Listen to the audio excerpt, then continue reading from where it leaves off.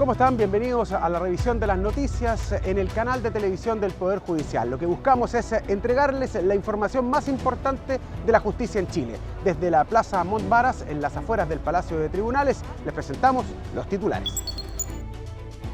Corte de Apelaciones de Santiago obligó a terminar acoso telefónico de una empresa que cobraba deuda a cliente. Requisito de un juicio penal a adolescentes que causan destrozos en manifestaciones impide responsabilizar civilmente a sus padres. Leyes actuales no cuentan con mecanismos de protección para los bienes de las personas de tercera edad víctimas de estafa. Abogados de la Fundación Pro Bono entregan una alternativa a personas de escasos recursos que necesitan representación judicial. La Corte de Apelaciones de Santiago ordenó a la empresa Movistar terminar con lo que denominó acoso telefónico hacia un cliente por una supuesta deuda. Esta práctica se ha vuelto común entre ciertas empresas que, al no respetar la frecuencia y los horarios de cobranza permitidos, afectan la integridad psíquica de las personas. ¿Aló? Hola, buenos días. La estoy llamando para regularizar el pago de su compañía telefónica. ¿Otra vez me está llamando? Me han llamado 5 veces hoy día. Me tienen harta. Señorita, necesitamos llegar a un acuerdo. No me llame más, por favor. Señorita, por favor, denme un... El artículo 37 de la Ley de Protección al Consumidor establece las condiciones para llevar a cabo una cobranza extrajudicial. Entre ellas se exige llamadas telefónicas en horarios de días hábiles y evitar conductas que afecten el bienestar del deudor, requisitos que en la práctica parecen no cumplirse. Sí, harto. A mi mamá, yo no vivo con ella, pero ella dice que harto. A veces la llaman hasta 6 veces al día. Por lo menos una vez al día llaman por teléfono, insisten en los momentos más o menos oportunos. De mañana, de tarde, puede ser hasta en la noche inclusive. A veces da incluso la fecha de pago que tú puedes pagar y aún así te siguen llamando, te vuelven a cobrar, parece que no dejaron ningún registro, nada. Claro que sí, pues es verdad, uno se siente incómoda porque si uno ya ha pagado y te vuelven a insistir, entonces ¿qué haces tú? Te da rabia, te enojas. Al igual que ellos, el abogado Francisco Bravo se cansó de recibir llamados de cobranza por una supuesta deuda con la empresa Movistar y presentó un recurso de protección. Todo comenzó cuando en febrero de este año pidió retirar los servicios de telefonía y televisión. La empresa no dio de baja la cuenta a pesar de las solicitudes que hizo por correo y de forma presencial. Francisco contabilizó más de 30 llamadas. Me decían que me iban a seguir llamando hasta que yo no regularizara mi problema en Movistar, problema que en mi concepto yo no tenía ninguno, si yo el servicio para mí estaba, yo no tenía ninguna relación contractual con esta empresa a partir del 27 de febrero y en todo caso a principios de marzo cuando yo mandé todos estos correos que les referí al principio. La Corte de Apelaciones de Santiago acogió el recurso contra Movistar por vulnerar la integridad psicológica de Francisco Bravo a través de un acoso telefónico que excedió los márgenes de lo permitido y tolerable. Esto interrumpía mis labores diarias, no solamente profesionales, laborales, sino que también de índole personal, digamos, y nadie tiene el derecho a estar interrumpiendo a una persona durante 30, 40 días, todos los días, de lunes a viernes, al menos una vez al día. El reconocer entonces que el marco de protección de los consumidores es un derecho fundamental cuando afecta la integridad física o psíquica de las personas es un avance jurisprudencial muy importante en la esfera de protección al consumidor. El año 2015, el Servicio Nacional del Consumidor recibió más de 10.500 reclamos por cobranzas extrajudiciales con cobros indebidos y hostigamiento a los clientes. Según la ley, las empresas pueden ser sancionadas mediante el pago de indemnizaciones a sus clientes o el término de la acción arbitraria, siempre que exista un contrato vigente o previo. Por otra parte, el CERNAC no posee facultades fiscalizadoras. Este fallo valida otra vía para frenar los acosos. Pero sí es muy interesante cómo la Corte ha fallado porque de alguna manera sirve como un antecedente jurídico para que otros clientes que se vean afectados puedan ir y recurrir a través de un recurso de protección en garantía de sus derechos individuales. En la actualidad, las empresas pueden realizar llamadas a sus clientes de lunes a viernes de 8 a 20 horas y los sábados desde las 10 a 14 horas. Por lo tanto, recibir llamados en horarios no permitidos o de forma reiterada son indicios suficientes para que los clientes puedan denunciar acoso telefónico ante los tribunales. En Chile la responsabilidad penal es a partir de los 14 años. Pese a esto, el Código Civil señala que los padres son los responsables de responder por los daños que provocan sus hijos menores. El debate se abre cada vez que ocurren incidentes en manifestaciones y que terminan con millonarios daños para el Estado y también para particulares. ¿Deben los padres pagar por estos destrozos?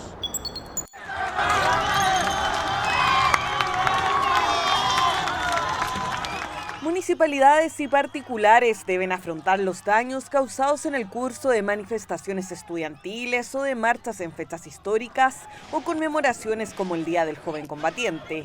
Los destrozos en vías públicas y saqueos realizados por menores no tienen sanción penal. Sin embargo, por la vía civil, quienes deben asumir esta responsabilidad son sus padres.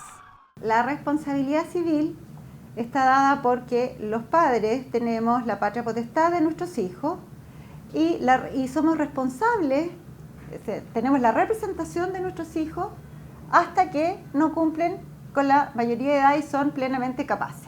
Así está tipificado en el Código Civil, en sus artículos 2320 y 2321, los que señalan que los padres serán siempre responsables de los delitos o cuasi delitos cometidos por sus hijos menores de edad ante la ley, que estén a su cuidado y que habiten en la misma casa. El artículo 2320 se refiere a los hijos que vivan bajo el techo del padre. Y la segunda diferencia radica en que el artículo 2320 permite a los padres exonerarse de responsabilidad alegando que con el empleo de toda la autoridad, ¿no?, entendido como la autoridad paterna, no han podido evitar el hecho. Si estamos hablando de las manifestaciones callejeras, donde hay disturbios, donde hay maltrato a las personas, donde hay lesionados, donde hay destrozos de bienes públicos o bienes privados, da lo mismo, y que tengan en esos hechos participación los menores, bueno, tendrá que primero establecerse la participación de ellos para posteriormente determinar la responsabilidad que tenemos los padres respecto de nuestros hijos. En diciembre de 2015, un grupo de adolescentes arrancó de la policía por la Ruta 68 en una persecución que generó casi 70 millones en daños a vehículos de carabineros e infraestructura, situación que el gobierno consideró que debía ser sancionada, por lo que solicitó al Consejo de Defensa del Estado presentar una demanda para que los padres respondieran por las pérdidas.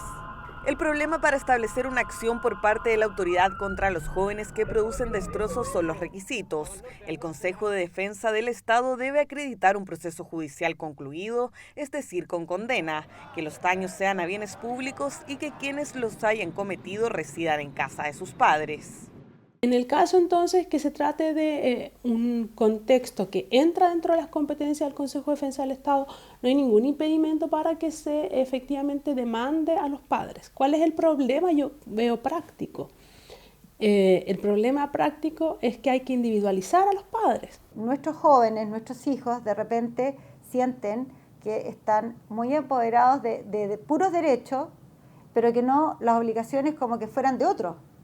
Y en ese sentido tenemos la obligación legal de corregir y además de guiar por el buen camino a nuestros hijos.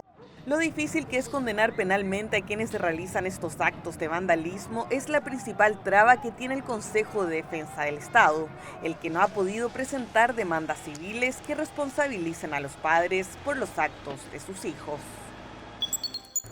Nuestra legislación actual carece de medidas concretas para proteger el patrimonio de las personas de la tercera edad ante, por ejemplo, estafas telefónicas o el denominado cuento del tío. Hasta el momento la única salida es la interdicción por demencia, una medida que los expertos califican como extrema y que no garantiza el cuidado de sus bienes. Propiedades que entregan a precios absurdos, familiares que los cuidan y se apropian de sus pensiones, estafas telefónicas y abusos a veces de hasta sus más cercanos. La llegada de la vejez no solo trae deterioro físico, también pérdida de capacidad para enfrentar engaños. La ley actual no entrega protección al patrimonio de las personas de la tercera edad. Los tribunales civiles y los juzgados de familia se encuentran atados de manos ante las escasas herramientas para hacer frente a una compleja realidad. Resulta complejo toda vez que eso va unido también al entendimiento de que el adulto mayor sigue siendo una persona legalmente capaz. y que la única forma de que sea privado de la libre administración de su patrimonio es mediante una declaración de interdicción. Pero si no nos encontramos en una situación extrema, es muy complicado poder entrar en la administración de los bienes de alguien que se encuentra aparentemente en su sano juicio. Por ahora la única opción es la interdicción, la que no garantiza el cuidado de sus bienes ni los protege contra un eventual abuso de su patrimonio por parte de terceros. Solo les impide celebrar actos jurídicos como la firma de contratos y el manejo de sus cuentas corrientes. La persona puede ir a comprar a un negocio y en el trayecto de que sale de su casa hasta el negocio que tiene en la esquina, ¿no es cierto?, se puede encontrar con un timador y perfectamente bien puede caer en cualquier cuento. Pero muchas veces el problema más grave puede estar en la misma casa del adulto mayor. Los juzgados civiles se enfrentan casos en que un familiar o cercano, al ver el avanzado estado de edad de su pariente, lo engaña para obtener un poder notarial que le ceda parcial o totalmente parte de sus bienes. En estos casos, el criterio del notario es clave. Puede efectivamente a lo mejor negarse, puede que el notario tenga sus resguardos, ¿no es cierto?, y ante el posible mal uso del instrumento que se vaya a otorgar en su presencia, decida no otorgarlo. Pero va a llegar el momento en que va a haber un notario que sí lo va a otorgar. Y es una de las maneras que se conocen como abuso patrimonial, efectivamente cuando se logra la firma con consentimiento viciado, es decir, o la persona no sabe, no entiende lo que está firmando o simplemente está siendo engañado. Si la notaría y el notario entiende y logra hacer que la persona lea y entienda, muchas veces la persona dice, sí, efectivamente yo quiero hacer esto es mi voluntad, o al revés.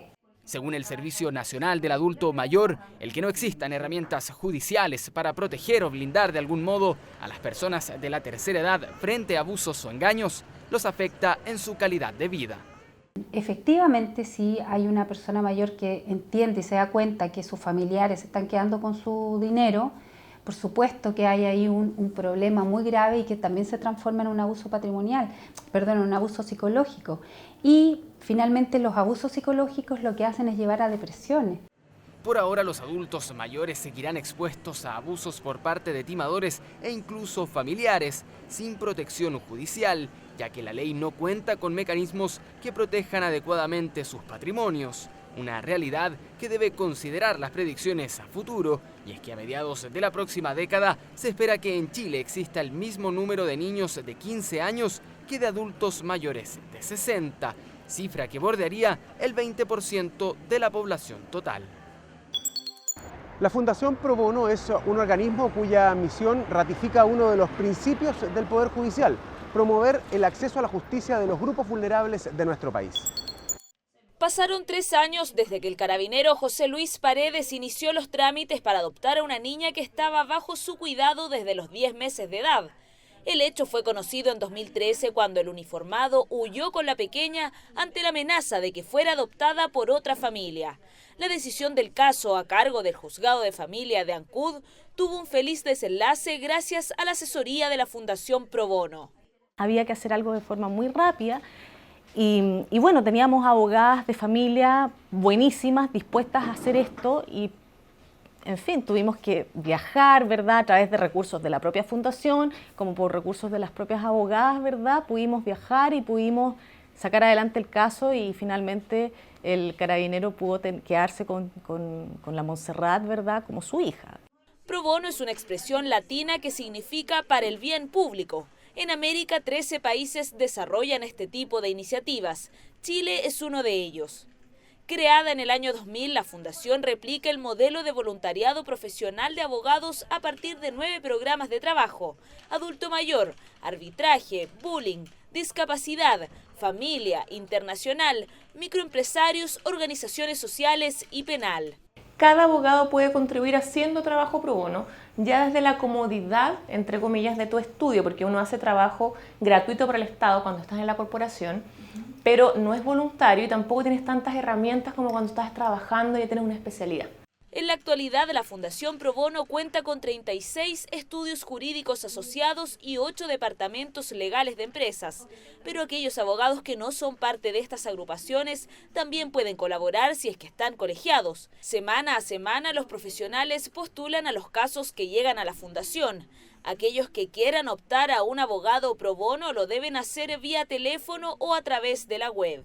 A través de un email que mandamos todos los miércoles, ellos ven y de acuerdo a su especialidad, ellos dicen, ¿sabes qué? Yo puedo ir a esa persona. Si era un caso, por ejemplo, de propiedad intelectual para una organización, el estudio jurídico, mi especialidad, yo lo tomo, familia, derecho tributario, ellos van eligiendo este pool de oportunidades de trabajo pro bono que nosotros les vamos enviando a ellos. La asistencia legal no tiene costo para los beneficiados, que en su mayoría pertenecen a la clase media. En 2015, 1.786 personas fueron atendidas, apoyo que se traduce en 18.396 horas de trabajo pro bono. Estar en la fundación es un punto medio donde estás por una parte, compartes con todos los colegas, con los abogados, y por otra parte estás ahí con la necesidad legal. Estás atendiendo a la persona que necesita la ayuda, que está en situación de vulnerabilidad, ¿verdad? Además del trabajo de cada abogado miembro, que en promedio aporta con 20 horas de trabajo anual, Fundación Pro Bono ofrece charlas en distintas regiones del país e impulsa el desafío Pro Bono, dirigido a estudiantes de Derecho. Solo 4 días faltaron para que Aarón Vázquez fuera juzgado como adulto por el homicidio de Alejandro Inostroza. El joven lo asesinó con un bat de béisbol en la plaza de Pedro de Valdivia, en Santiago, y terminó condenado por homicidio calificado a 7 años de régimen cerrado en un centro del Sename. Una pelea callejera el 28 de octubre de 2006 terminó con un muerto en plena plaza Pedro de Valdivia. A eso de las 1:30 de la madrugada, un adolescente golpeó con un bat de béisbol de aluminio hasta la muerte a un ciclista.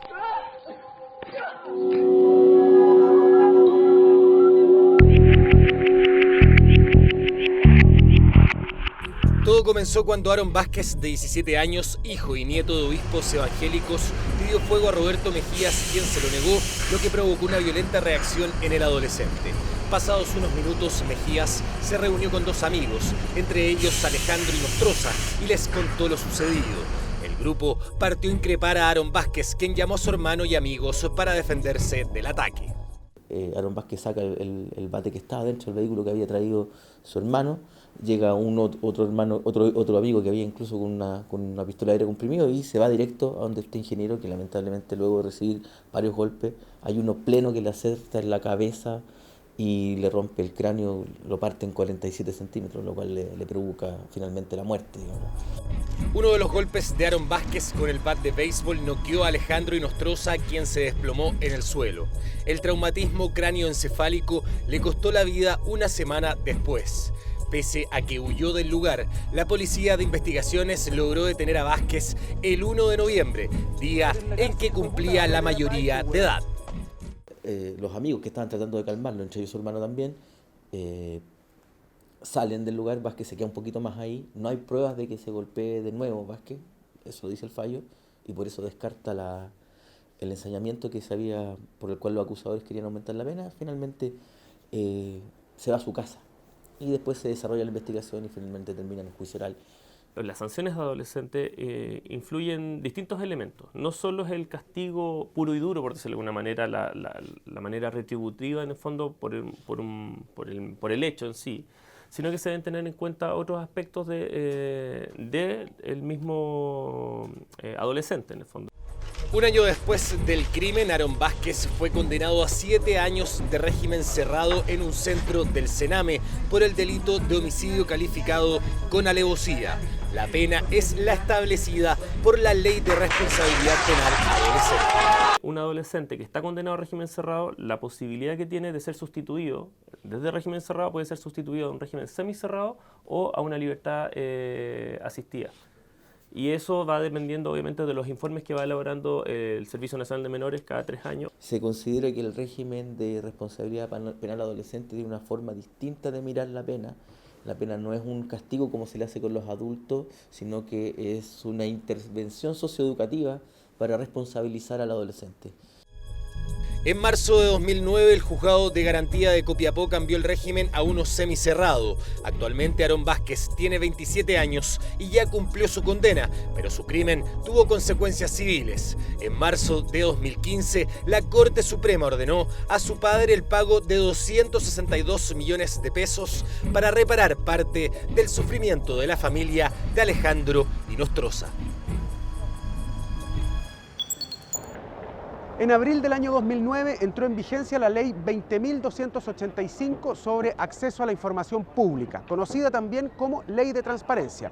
Esta norma creó un organismo con facultades fiscalizadoras para garantizar el derecho al acceso a la información de los ciudadanos.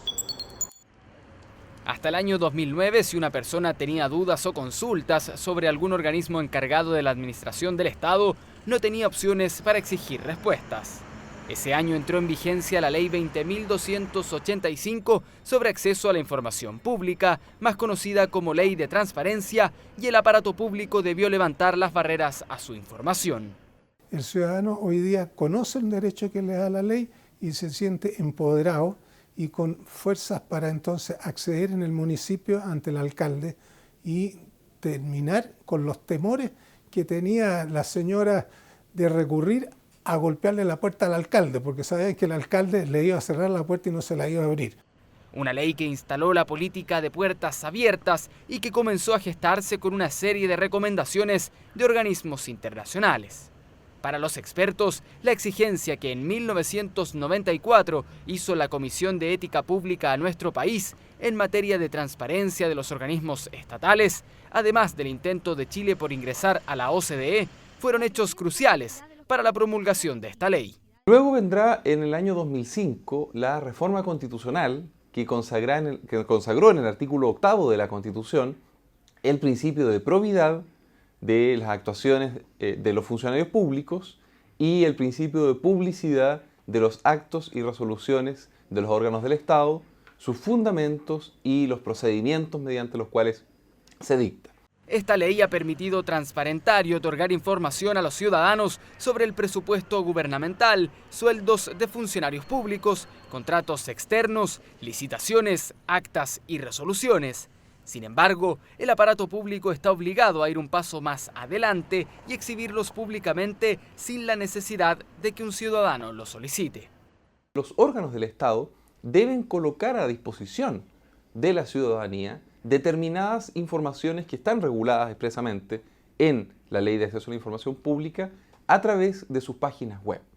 Entonces, esto ha significado también un gran cambio organizacional de todos los órganos del Estado en el sentido de que ahora hay que incluir las páginas web de manera que esté abierto activamente. Así, desde que ingresa una solicitud de acceso a la información, el organismo aludido tiene 20 días hábiles para atender este requerimiento. Si por algún motivo se niega a hacerlo, es el Consejo para la Transparencia el organismo encargado de dirimir estas diferencias, las que podrían escalar hasta las Cortes de Apelaciones e incluso el máximo tribunal del país. Nosotros recibimos este amparo que se llama el recurso del ciudadano y nosotros notificamos al órgano de que se ha iniciado esta acción acá en el Consejo y el órgano tiene 10 días para pronunciarse y formular sus descargos. Pese a que solo han transcurrido 7 años desde su puesta en marcha, para muchos la labor del Consejo para la Transparencia en la aplicación de esta ley trajo consigo un cambio cultural y organizacional importante para el Estado chileno. A lo largo de estos años ha ido asentando una importante jurisprudencia en casos complicados, por ejemplo, en los casos de los correos electrónicos de los funcionarios públicos, en los casos de las remuneraciones de determinados directivos públicos, en los casos de los procesos concursales, donde hay información a veces sensible de las personas. Según cifras del Consejo para la Transparencia, desde 2009 a la fecha han ingresado 15.549 casos de reclamos y amparos de usuarios. Entre los sancionados se encuentran más de 100 alcaldes y otros 127 funcionarios estatales. Además, en estos 7 años de funcionamiento se han cursado más de 76 millones de pesos en sanciones y multas por infracciones a la Ley de Transparencia. Según cifras de la Corporación Administrativa del Poder Judicial, el año 2015 ingresaron más de 820.000 citaciones a confesar una deuda en los tribunales civiles, la causa más recurrente en estos juzgados a nivel nacional.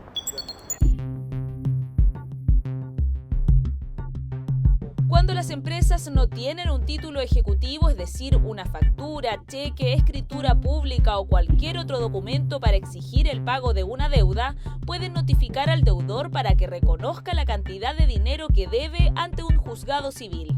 Este acto es conocido como citación a confesar deuda. La notificación consiste en una resolución del tribunal que viene acompañada de una carta firmada por una empresa de cobranza.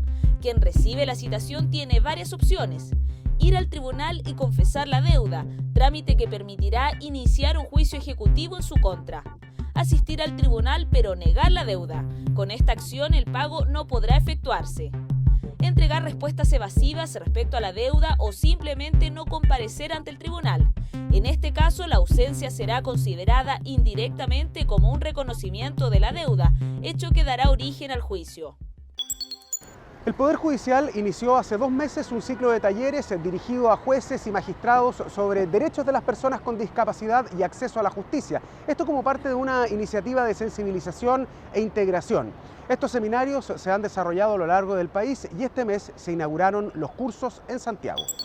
La presidenta de la Corte de Apelaciones de Concepción, Patricia Macay, recorrió en los últimos 15 días los tribunales de su jurisdicción con el fin de conocer en terreno las realidades y necesidades de cada uno de los tribunales. Darles un mensaje a todos los jueces y al personal, a todos los funcionarios, en cuanto a nuestra disponibilidad para oírlos en sus necesidades urgentes y no urgentes, para poder conversar con ellos de los proyectos que existen con respecto a los tribunales y tener un acercamiento. Con esta comunicación directa podemos plantearle nuestras inquietudes, nuestras necesidades, las que siempre son muy bien acogidas. Como una forma de promover los derechos de toda la ciudadanía y fomentar la inclusión, el Poder Judicial y el Servicio Nacional de la Discapacidad organizaron un seminario en Santiago sobre acceso a la justicia y los derechos de personas con discapacidad. En la jornada se analizaron los principales resultados del Segundo Estudio Nacional de la Discapacidad a través de la exposición de expertos en la materia. El taller contó con la presencia del presidente de la Corte Suprema, ministro Hugo Dolmetsch, y del director nacional del Senadis, Daniel Concha. Al menos desde el punto de vista jurisdiccional, nosotros tenemos fallos que son conocidos y que han sido reconocedores absolutos de los derechos de las personas discapacitadas. Entonces, en nosotros ha salido la idea de que tenemos que llegar a esas personas, decirles que nosotros tenemos las puertas abiertas. Junto con el Poder Judicial y el Servicio Nacional de la Discapacidad, tenemos un convenio de colaboración en el cual juntos estamos aprendiendo a hacer adecuaciones, a hacer también ajustes necesarios para que las personas con discapacidad, sordas, ciegas, personas con discapacidad física, discapacidad intelectual y mental, se sientan acogidos por los funcionarios. El ministro de la Corte Suprema, Carlos Cerda, visitó la jurisdicción de Concepción en el marco de la campaña Acoger, la alegría de acoger, una iniciativa que busca optimizar la atención al público dentro de los tribunales de justicia con el fin de entregar un mejor acceso de la comunidad a la justicia. De entregar esta demanda de justicia a la comunidad, de responderle debidamente con mansedumbre, con prudencia, con amabilidad, cercanía, empatía.